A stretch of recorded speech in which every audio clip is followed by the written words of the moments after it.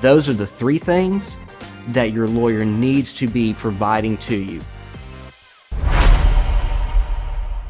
Whether you have a lawyer that you've hired or a lawyer that's a public defender, there are a few things that you need to make sure that you are receiving from that lawyer. I think the first and most important one is clear communication that is readily available within reason.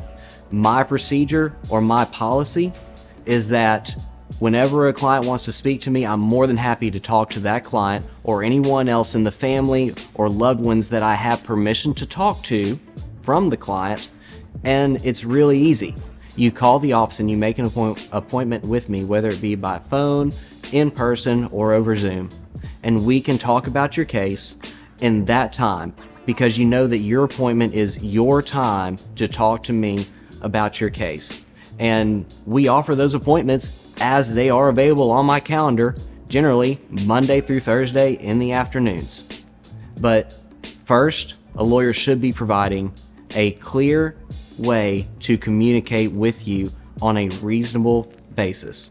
Second thing, you should be asking your lawyer for what is in state's discovery. That means, what are the police reports, the lab reports, any other supporting documents, photos, and videos that go into the making of your case. The way that I've explained discovery and police reports and videos to so many clients, it's kind of like a football game. If we're going to go play a football game, we're not just going to go out on Friday or Saturday night and hope for the best. And we're not just going to work out and do reps the whole week before the game. An important part of preparing for a football game, just like an essential part of preparing for a criminal defense case, is knowing what the other team is bringing by literally watching the film. And how do we do that in criminal defense?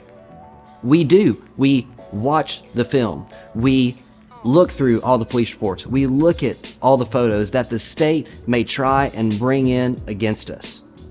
Because just like you're going to watch what your opponent's going to do on 3rd and 6, we're going to watch for what is the state going to bring whenever they put this witness on the stand or that witness on the stand. That is how we prepare ahead for a criminal case, because again, it is the state, it's the government that proves the case against you. And just like we can watch film on the opposing team in a football game, we can read the reports and we can watch the videos and we can look at the pictures and we can prepare step by step, move by move, for what the state or the government is going to bring against us at a trial. The other thing that a lawyer needs to be providing for you is options. I have an ethical duty that whenever the state or the government makes a plea offer to me, I have to inform my client of that. Now, whenever I do that, I, number one, make sure that the client knows that whether or not the client accepts the plea offer, counteroffers the plea offer, or wants to go to trial is his or her decision to make on their own. But I have an ethical duty to let my client know when a plea offer's been made and what that plea offer is. And whenever I get that plea offer, I sit down with my client and I let them know about the plea offer, and I tell them this plea offer is either good, bad, or it's ugly. And I tell the client why, based on what is in state's discovery, what is in the police reports, what's this officer going to testify about, what does this picture, this video say about the situation that you are in. That is how we're able to know if the plea offer being made by the state is good, bad, or ugly. And my suggestion that I give my clients is that when it's a good plea offer, we accept it. Outside of maybe tweaking a few things. Maybe we're asking for that 893 or 894 to be added. Maybe we're asking for a slightly lower fine. Maybe we're asking to modify the probation or something like that. That's a good plea offer where you're making small tweaks.